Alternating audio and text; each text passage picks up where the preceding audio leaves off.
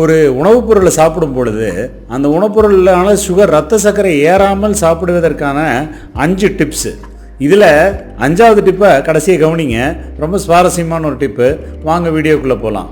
இந்த பதிவினை கண்டுகொண்டிருக்கும் அனைத்து நண்பர்களும் வாழ்க வளமுடன். நான் உங்கள் டாக்டர் அருண்கார்த்திக். இன்றைக்கி நம்ம பார்க்க போகிறது ஒரு உணவுப் பொருளை எப்படி சாப்பிட்டா நமக்கு சுகர் ஜாஸ்தி ஏறாது அப்படிங்கிறதான். இதை வேறு மாதிரி சொல்லணுன்னா, என்ன மெத்தடில் சாப்பிட்டா ஒரு உணவோட கிளைசிமிக் இண்டெக்ஸ் குறைவாக இருக்கும் அப்படிங்கிறது. இந்த கிளைசிமிக் இண்டெக்ஸுங்கிறது என்ன? நம்ம ஒரு பொருளை சாப்பிடும்போது எவ்வளோ வேகமாக சுகர் ஏறுதுங்கிறது கிளைசிமிக் இண்டெக்ஸ்ன்னு சொல்லுவோம். இதில் என்ன சமாச்சாரம்னா, அதே பொருள் கிளைசிமிக் இண்டெக்ஸ் குறைவாகவும் இருக்க முடியும், அதிகமாகவும் இருக்க முடியும். அது நான் சொல்லும் போது உங்களுக்கு புரியும். ஒரே ஒரு சமாச்சாரம், உதாரணத்துக்கு போகிற ஒரு கேரட் அப்படின்னு வச்சுங்களேன். அது பச்சையாக சாப்பிட்டா கிளைசிமிக் இண்டெக்ஸ் குறைவு, வேக வச்சு சாப்பிட்டா கிளைசிமிக் இண்டெக்ஸ் அதிகம், மேஷ் பண்ணி சாப்பிட்டா அதை விட இப்படி. ஸோ ஒரு பொருளோட கிளைசிமிக் இண்டெக்ஸ் அதோட தன்மையை பொறுத்து மாறும். இப்படி நம்ம சாப்பிட்ற உணவுப் பொருட்களை எப்படி சாப்பிட்டா அதோட கிளைசிமிக் இண்டெக்ஸ் குறைவாக இருக்குங்கிறத பற்றி தான் இன்றைக்கி நம்ம வீடியோ ஒவ்வொன்றா பார்க்கலாம். Number 1, fruits. பழங்களை பொறுத்த வரைக்கும் நம்ம ஏற்கனவே பல வீடியோவில் சொல்லியிருக்கோம். பழங்கள், எல்லா பழங்களும் டயபெட்டிக் பேஷண்ட் சாப்பிட்லாங்கிறத சொல்லியிருக்கோம் தெளிவாக. அந்த காலையில் நேரங்களில் சாப்பிடணுங்கிறது, அதே போல் ஜூஸாக சாப்பிடக்கூடாதுங்கிறது. அதே மாதிரி எந்த ஒரு பழமாக இருந்தாலும் பழுக்க பழுக்க அதோட உள்ளே இருக்க நார் சத்து குறைந்தும் அதோட சர்க்கரைத்தன்மை கூடவும் ஆகும். உதாரணத்துக்கு ஒரு வாழைப்பழம் எடுத்துக்கிட்டால் கூட அதை கொஞ்சம் காய்வட்டாக சாப்பிடும் பொழுது நம்ம உடம்புல இருக்க பிளட் சுகர் ஏறாது. அதே அது பழுக்க பழுக்க ரொம்ப ஜாஸ்தி ஆகிடும். மாங்காய் சாப்பிடலாம், மாம்பழம் சாப்பிடும்போது ரொம்ப கூட ஆரம்பிச்சிடும். எவ்வளோக்கு எவ்வளோ பழுக்குதோ, எவ்வளோக்கு எவ்வளோ கனியுதோ, அவ்வளோக்கு அவ்வளோ அதோட கிளைசிமிக் இண்டெக்ஸ் அதிகமாகும். அதனால் நீங்கள் பழங்கள் சாப்பிடுவதாக இருந்தாலும் முடிந்த வரையில் ரொம்ப பழமாக சாப்பிடாம ஒரு காய் வெட்ட ஒரு மிதமான பழமாக சாப்பிடலாம். இது எல்லாருக்கும் கிட்டத்தட்ட தெரிஞ்ச விஷயம். அடுத்தது வெஜிடபிள்ஸுக்கு வருவோம். வெஜிடபிள்ஸை பொறுத்த வரைக்கும் நம்ம என்ன பண்ணலாம்? வேக வைக்கலாம், ஸ்டீம் பண்ணலாம், இல்லை சாட்டே பண்ணலாம், வணக்கலாம். இந்த மாதிரி 3 மெத்தட்ஸ் இருக்குது. இதில் எது பெஸ்ட் மெத்தட்னு நினைக்கிறோம்? நம்ம பொரியல் செய்கிறோம்.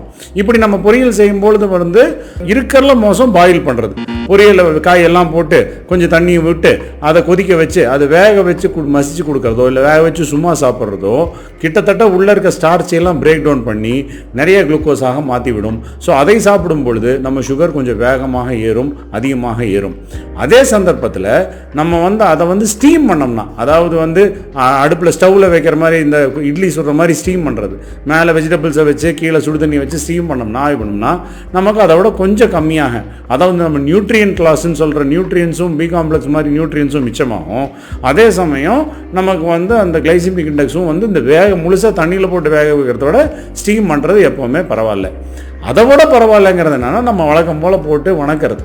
இந்த வணக்கிறதுல என்னென்னா, நம்ம அப்படியே கட் பண்ணி தவாவில் போட்டு வெஜிடபிள்ஸை வணக்கிறோம், கொஞ்சம் எண்ணெயும் விடுறோம். இதில் என்னென்னா எண்ணெய் சேர்த்துறோமே அப்படின்னு நம்ம யோசிக்கலாம். ஆனால் இந்த எண்ணெய் ரொம்ப அளவாக சேர்த்துனோம்னா, அதாவது இந்த வெஜிடபிள்ஸை ஜஸ்ட்டு அந்த வெஜிடபிள்ஸ் எல்லாம் கவர் பண்ணுற அளவுக்கு மினிமலாக எண்ணெய் சேர்த்தணும் என்றால் அந்த எண்ணெய் அந்த லேயர் மாதிரி கவர் ஆகிரும் அந்த வெஜிடபிள்ஸை. அப்போ சாப்பிடும்போது அந்த எண்ணெயில் இருக்க ஃபேட்டு நம்ம அந்த கிளைசிமிக் அப்சார்ப்ஷனை ஸ்லோ பண்ணி சுகரை மெதுவாக ஏற்றும். அதே போல் நியூட்ரியன்ஸும் உள்ளே லாக் ஆகிடும். ஸோ அப்படி பார்க்கும் பொழுது நம்ம பாயில் பண்ணுறத விட ஸ்டீம் பண்ணுறது பெட்ரு, ஸ்டீம் பண்ணுறத விட சாட்டே பண்ணுறது, வணக்கிறது ரொம்பவே பெட்டர். அதில் கொஞ்சம் லேசாக எண்ணெயோ இல்லை துருண்டு வெண்ணெயோ கூட விட்டுக்கலாம். நம்ம கேர்ஃபுல்லாக இருக்க வேண்டியது எங்கன்னா, ஜாஸ்தி அதை சேர்த்தாமல், ஜாஸ்தி எண்ணெய் விடாமையும், ஜாஸ்தி பொரிக்கிற மாதிரி ஆகாமையும் பார்த்துக்கிறது தான். வறுத்துட்டோம்னா அதோட பிரயோஜனமே போச்சு. நம்ம சாட்டே தான் பண்ணுறோம், லேசாக வணக்கிறோம். ரெண்டுக்கும் வித்தியாசத்தை நம்ம தெளிவாக தெரிஞ்சுக்கணும். 3வது, அடுத்தது நம்ம தானியங்களை பற்றி பேசுவோம். இப்போ தானியங்களை பொறுத்தளவில் என்னென்னா, இப்போது whole grain is always better then readymade powder. இப்போது இது பொதுவாக நீங்கள் ஒரு ராகி தோசை சாப்பிட்ணுன்னா இல்லை கோதுமை தோசை சாப்பிட்ணுன்னா நினைக்கிறீங்கன்னு வச்சாக்க, இப்போ நம்ம வாங்குறது 2 விதமாக இருக்குது. ஒன்று ராகி மாவு கடையிலே கிடைக்கும், அதை வாங்கிட்டு ராகி சுட்டு சாப்பிட்லாம். இல்லை கோதுமை மாவு கடையிலே கிடைக்கும். இல்லையா முழு ராகியாகவும் முழு கோதுமையாக நம்ம வாங்கி மாவு மில்லுக்கு போய் அரைச்சி எடுத்துகிட்டு வரணும். இதில் எது பெட்டர்? இது கொஞ்சம் வேலை எக்ஸ்ட்ரா இருந்தாலும் நம்மளாக ஹோல் கிரெயினை அரைக்கிறது தான் பெட்டர். என்ன காரணம்னா, மோஸ்ட் ஆஃப் த ப்ரிப்பரேஷன்ஸில், மோஸ்ட் ஆஃப் த இண்டஸ்ட்ரியிலேருந்து வர ராகி மாவு ரெடிமேடாக வரது எல்லாமே அவங்க மில் பண்ணிடுவாங்க. அந்த மில் பண்ணுறதுங்கிறது வெளியில் இருக்க அந்த அவுட்டர் முக்கியமான நியூட்ரியன்ட் லேயரை எல்லாத்தையும் உரிச்சு விட்ருவாங்க. அதுக்கப்புறம் தான் அரைச்சி மாவாக்குவாங்க.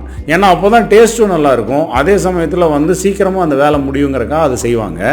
பட் ஆனால் அதுதான் நமக்கு முக்கியமே.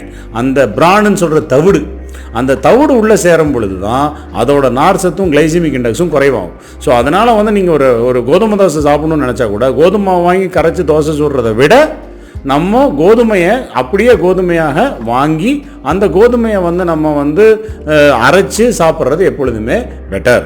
ஸோ இதுதான் அடுத்த பெஸ்ட் மெத்தட். இதுதான் தானியங்களை பொறுத்தளவில். அடுத்தது இன்னொரு 4வது விஷயம் வந்து என்னென்னா கன்சிஸ்டன்சி. நம்ம சாப்பிட்ற பக்குவம். உதாரணத்துக்கு ஒரு ராகியே சாப்பிட்றோன்னு வைங்களேன். அந்த ராகியை சாப்பிடும் பொழுது அந்த ராகி சிறுதானியம் தான், நல்லது தான். ஆனால் அந்த சிறுதானியம் நம்ம சேர்த்தும் பொழுது நம்ம அதை வந்து எவ்வளோக்கு எவ்வளோ பக்குவம் கெட்டித்தன்மையோடு இருக்கோ அவ்வளோக்கு அவ்வளோ நல்லது. அந்த ராகியை வந்து கூழாக குடிக்கிறத விட அதை வந்து ஒரு களி மாதிரி சாப்பிட்றது பெட்டர். களி மாதிரி சாப்பிட்றத விட ஒரு தோசை மாதிரி செஞ்சு சாப்பிட்றது அதை விட பெட்டர். ஏன்னா ஒவ்வொரு தடவையும் என்னன்னா வந்து அந்த வேகமாக அப்சார்ப் ஆகும் தன்மை இதாகிடும். இந்த ராகி கூழ் குடிக்கும்போது டபக்குன்னு ஏறிடும், கம்பங்கூழ் குடிக்கும்போது டபக்குன்னு அப்சார்ப் ஆகிடும். அதே வந்து கம்பு தோசையாக சாப்பிடும்போது இன்னும் கொஞ்சம் ஸ்லோவாக இருக்கும். கம்பங்களி அதுக்கு நடுவில். ஸோ இந்த சீக்வன்ஸில் கூழ், களி, தோசை எப்பொழுதுமே தோசை டைப்பில் இருக்கிறது பெட்டர் கிளைசிமிக் இண்டெக்ஸ் கொஞ்சம் கம்மியாக ஏறும். நமக்கும் ஹெல்த் பெனிஃபிட்ஸ் இருக்குது. கம்பு சாப்பிட்ட மாதிரி ஆச்சு, ருசியை சாப்பிட்ட மாதிரியும் ஆச்சுங்கிற மாதிரி. கடைசியாக அடிட்டிவ்ஸ். இதுதான் கொஞ்சம் முக்கியமான ஒரு விஷயம். அதாவது நம்ம சாப்பிட்ற உணவு கார்போஹைட்ரேட் தான் மோஸ்ட்லி. உதாரணத்துக்கு அரிசி ஆகட்டும், கோதுமை ஆகட்டும், மோஸ்ட் ஆஃப் த 80% நம்ம கார்போஹைட்ரேட் தான். 60% ஃபுட்டோட கன்சிஸ்டன்சி. அடிட்டிவ்ஸ் இது கூட புரோட்டீனோ ஃபேட்டோ சேரும் பொழுது அந்த உணவோட கிளைசிமிக் இண்டெக்ஸ் குறையும். அதாவது எந்த ஒரு பொருளும் நம்ம சாப்பிடும் பொழுது அது கூட என்ன சேர்த்துறோங்கிறது பொறுத்து அந்த கிளைசிமிக் இண்டெக்ஸ் வரும். அரிசி சாப்பிட்டா சுகர் ஏறும் தான், அது நமக்கே தெரிஞ்ச விஷயம் தான். ஆனால் அதே பார்த்தீங்கன்னு சொன்னாக்கா இட்லியோ தோசையோ வந்து அரிசி அளவுக்கு ஏறாது நம்ம சாப்பாடு சாப்பிட்ற அளவுக்கு. என்ன காரணம்? அதுவும் அரிசி மாவில் செய்தாலும் அதில் உளுந்து சேர்த்துறோம், அதில் இருக்க ப்ரோட்டீன் கலக்குது அதில். அதனால் அதோட கிளைசிமிக் ரெஸ்பான்ஸ் கொஞ்சம் குறைவாக இருக்குது. ஸோ அது ஆல்வேஸ் சாப்பாடு சாப்பிட்றதோ இட்லி சாப்பிட்றது பரவாயில்ல. அதே மாதிரி நம்ம என்ன அடிட்டிவ் ஆட் பண்ணுறோங்கிறது முக்கியம். உதாரணத்துக்கு ஒரு வெண்ணெய் ஆட் பண்ணால் கூட, பட்டர் ஆட் பண்ணால் கூட நமக்கு வந்து அந்த கிளைசிமிக் ரெஸ்பான்ஸ் குறைவாக தான் இருக்கும். உதாரணத்துக்கு ஒரு சாதா தோசை சாப்பிட்றத விட ஒரு பட்டர் தோசையில் சுகர் மெதுவாக ஏறும்.